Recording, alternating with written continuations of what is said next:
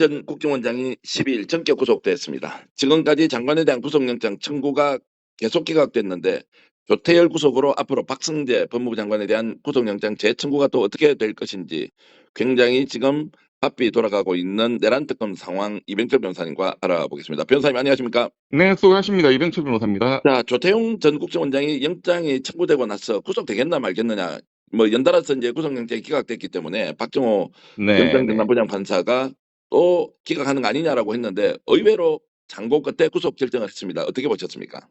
네, 안 그래도 저도 걱정을 많이 했는데, 지난 한 달여 전에 박정호 전 법무부 장관을 위법성 인식이 없다는 너무 터무니없는 논거로 이제 영장을 기각시킨 게 박정호 판사인데, 박성재 이제 법무부 장관이 됐어요. 네네. 네, 이분이 이제 지금 또 조태용 국정원장 영장을 맡았기 때문에, 그래서 이제 저도 걱정을 많이 했는데, 뭐 의외로 영장이 쉽게 나왔고 또 한편으로는 내용을 언론 기사를 보니까 내란 특검이 그만큼 영장 청구서도 뭐 480여 페이지, PPT도 150여 페이지, 그리고 범죄 사실도 내용이 많고 그것을 뒷받침하는 서명 자료도 굉장히 충실하게 영장을 안 낼 수 없도록 잘 준비했고, 이번에 박정호 부장판사가 만약에 법무부 장관 박성재에 이어서 가장 중요한 국정원장 조태용이까지 기각시킨다면 법원이 진짜 국민들 분노 앞에 뭐 법원이 가만히 이 존재가 어떻게 될 건지도 의문스럽다. 이 정도의 상식적 판단은 또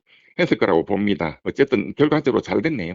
자, 이제 조태용 원장에 대해서 영장을 이제 발부하면서 특검에서는 국가안전보장에 중대한 영향을 미치는 정보를 미리 알았을 경우에 그렇습니다. 국회에 즉시 보고해야 하는 국정원장의 의무, 이걸 네네. 지금 해태했다라는 것은 이제 일반 장관들이 갖고 있는 것보다도 국정원의 경우에는 특수업무, 국회에 어떤 사안을 보고해야 한다는 그렇습니다. 걸 그렇습니다. 굉장히 중요하게 다루고 이것이 이제 구속영장의 첫 번째 사유다라고 하는 것을 저희들이 그렇습니다. 알게 됐습니다. 예, 그게 이제 국정원장이 지켜야 되는 제일 첫 번째 의무 중에 하나죠. 종래 국정원장들이 그걸로 걸린 사례들이 여러 있었습니다. 지금 아마 재판받고 있는 우리 민주당의 박지원 의원님도 국정원장 때 서해 공무원 피격 그 사망 사건 아마 고조항이 걸려 있을 텐데, 그러니까 이게 이제 직무유기죠. 그래서 이제 범죄 제목에 보면 직무유기도 있고 국정원법상의 국회 보고 업무 위반도 있고, 네. 그러니까 국가안전보장 이런 위법적인 그 비상계엄을 대통령이 지금 준비하고 있다는 것을 알았으면 바로 그 즉시 국회에 보고해야 된다 이렇게 돼 있고, 안 시점이 언제냐? 우리 모든 국민들이 CCTV로 봤지만 윤석열이가 당일 10시 28분에 그 언론에 국민들에게 그 선포문 발표하기 전에 윤석열이도 만나고 국무회의 들어갔고 그 내용을 파악했고 안주머니에 그 종이 문건도 집어넣고 계엄 포고령으로 보이는 종이 문건도 나누어서 받아서 읽어봤고 이런 것들을 다 알았다는 게 CCTV에서 다 나왔죠. 그러면 그 즉시 국회에 보고를 해야 된다. 그걸 안 했다는 거고, 그 다음에 이제 계엄이 발표되고 나서 바로 그 몇 시간 후에 홍장원 1차장으로부터 전화를 받아서 지금 주요 정치인들을 방첩사하고 이런 데서 체포하러 다닌다. 이거를 보고를 받았는데도 그거를 무시하고 역시 국회 보고하지 않았다.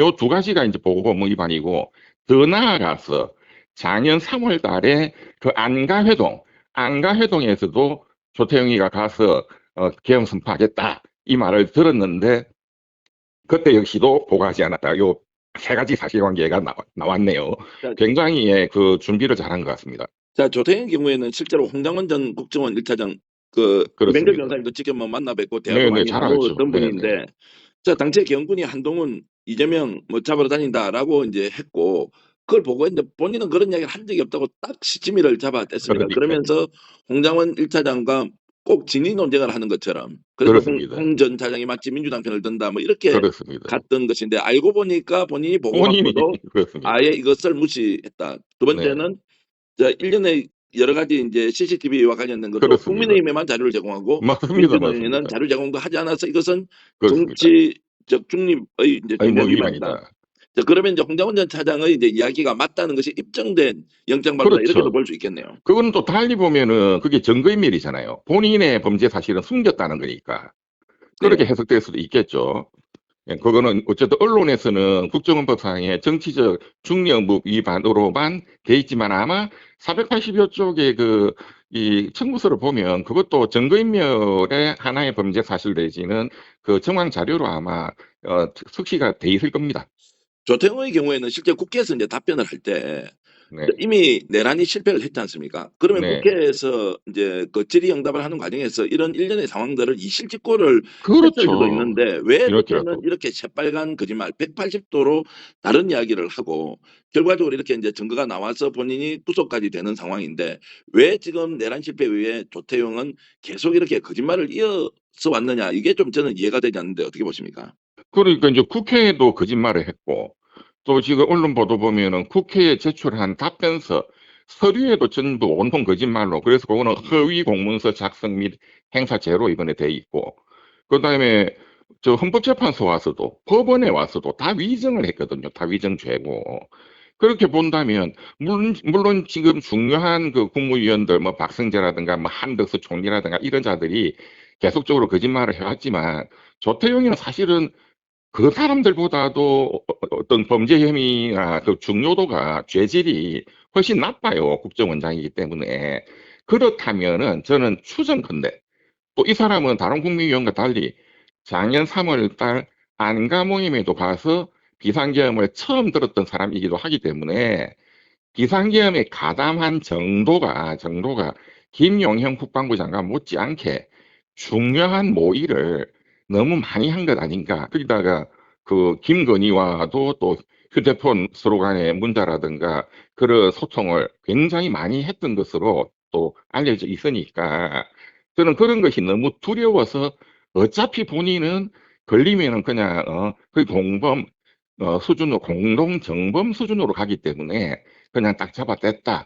앞으로도 추가로 나올 게 굉장히 많다 이렇게 봅니다. 제가 질문드릴 내용을 답변 다 해주셔서 너무 고맙습니다. 실제로 이제 그리고 조태용이 이렇게 제가 예예. 그 홍장원 차장님하고도 제가 뭐 수차례 만나서 참 친분도 있는데 존경하는 선배님이기도 하지만 네. 뭐 홍 차장님이 뭐 말을 안 하는 분이니까 그런데 저는 제가 국정원에 또 이제 주요 고위직들이 좀 저하고 친분 있는 분들이 많거든요.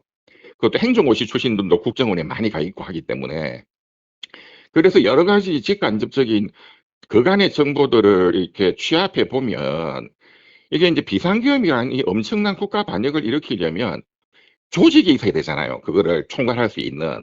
그래서 전두환이는 그 당시 부한사라는 조직을 가지고 움직였고 윤석열이는 개인적으로는 검사들 안가 모임에 간 뭐 박성재, 김주현 등등 개인적으로는 검사들한테 의지해가지고 뭐 법률적인 거나 이런 걸 의지를 했고 이거를 추진하는 주요 조직은 저는 국정원이라고 봅니다. 네. 그래서 국정원에 조태열이를 미리 이제 사전에 포섭을 했고 국정원장을 그다음에 홍장원 1차장을 자기 사람이라고 생각하고 이놈들 다 잡아들여 했는데 홍장원 차장이 국가의 사람이 되었던 거죠.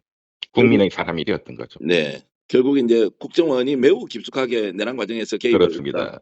시간도 그렇습니다. 오래됐다. 거기에서 조태용의 역할이 뭔지 오늘 영장 청구 내용에는 관여 정도에 대해서는 이야기하지 않고 범법 사실만 이렇게 적시되어 있지만 그렇습니다. 실제로 재판 과정에서는 조태용의 실체가 다 밝혀질 수도 있다. 이렇게 우리가 생각할 수 있지 그렇습니다. 않습니까? 그게 사실은 더 중요한 문제일 것 예. 같아요. 야 그러면 국정원장이 이제 직접 내란에 개입을 했다. 김용현은 국방부를 총동원했고 내각에 그렇죠. 대한 그렇죠. 동원 체계는 사실상 한덕수 전 총리가 주도했다라고 보면 그냥 단순히 경고용으로 뭔가 국회를 이렇게 지금 엄포하기 위해서 했다 이런 것이 완전 아니죠. 사실가 아니죠. 아닌 걸로 여인영의 아니죠. 수첩에서도 지금 나오고 있고 이제 그렇습니다. 메모장에도 그렇습니다. 그러면 조태용도 이제 지금 혐의나 가담 정도가 매우 중대하다 이렇게 저희들이 예상하면서 이 사건을 계속 조직해야 될 것 같습니다. 그러니까 컨트롤 타워라고 봐야 되겠죠. 윤석열이 그다음에 조태용 국정원이라는 조직, 그다음에 김용현 국방부 장관 군대라는 조직.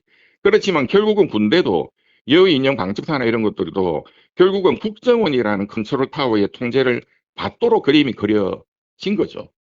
와 정말로 충격적이고요. 그러면서 지금 그 홍장원 차장이 양심선언하면서 그렇습니다. 국민들에게 알렸던 이것이 굉장히 중요한 의미가 있었다라는 걸 그게 지금 다시 정말로 생각 결정타였죠. 결정타. 예예. 네, 그것이 아니었다면 정말로 덮고 넘어갔을 수도 있다라는 생각이 드는데 박정호 그렇습니다. 부장판사가 지난번에 박성재 전 법무부 장관에 대해서 영장을 기각했던 사람이지 않습니까? 그렇습니다. 그 영장 전담 판사가 영장을 발부했다는 것은 이 사안의 중대성이 얼마나 큰 그렇습니다. 것인지 지금 그렇습니다. 확인시켜 주는 것이다. 이렇게 볼 수 있겠네요.